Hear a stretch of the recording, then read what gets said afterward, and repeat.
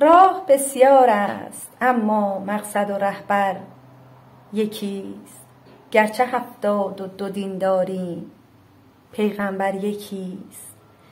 یوسف مصری و بنیامین کنعانی شدیم، ما برادرهای دور افتاده را مادر یکیست.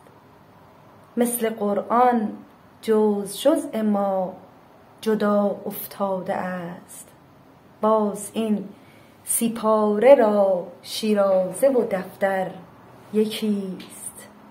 این که ما یک قبله داریم و هزاران اعتقاد، یعنی این که با همه ناباوری باور یکیست.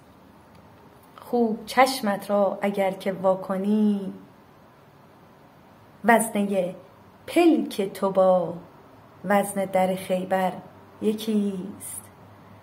راه ها گیرم یکی باشد ولی پاها 2 تاست. چشم ها گیرم 2 تا باشد ولی منظر یکیست.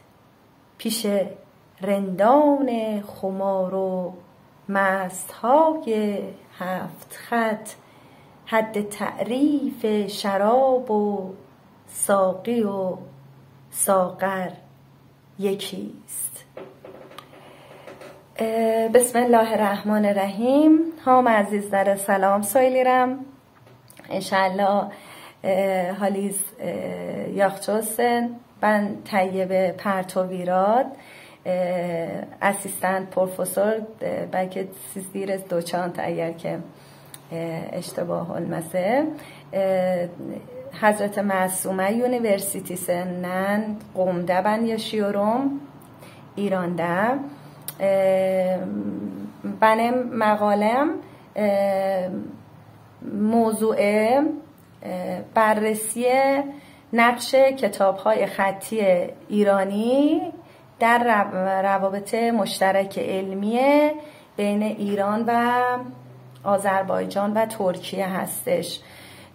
یعنی که انشالله bu مقاله که ارائه میشم بررسی eləyir که mənim mövzum budur ki, bu farsça nüsxələr, xətti nüsxələr nə əhəmiyyəti var və təsiri əhəmiyyəti Azərbaycanda və Türkiyədə kitabxanaları nə şəkildədir. Benim نظریم بوده که مهمترین، یعنی bir dane از مهمترین وجوهی که بین فرهنگler var, کشورler var, bu حفظ و نگهداری bu نسخه‌lərdir که میراث مکتوب eski insanlardır ve çok önemlidir.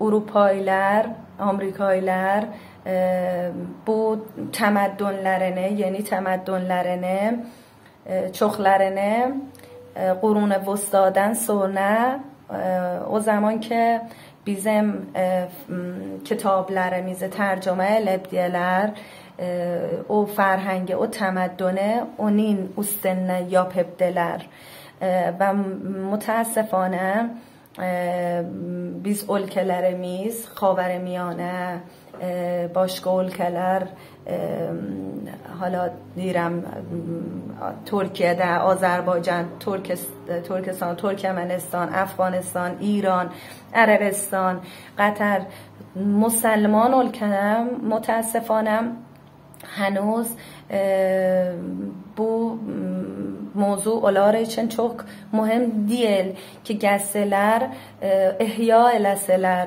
bir təməddün ki biz varımız idi və şimdi məhv olub aləmdə ki bizim gənclərimiz, cavanlarımız ulguları daha çox qərbi olub.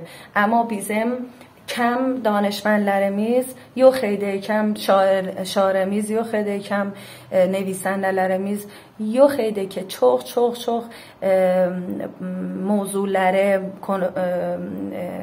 konuları, kitapları çok önemlidir, çok tاثیرگذارdır و متاسفانه یا ترجمه علمی başqa dillərə ya bəziləri məskut qoyubdular, bəzilərini çox olar ki, önəmlidir ki, gəlsələr, bərrisi eləsələr.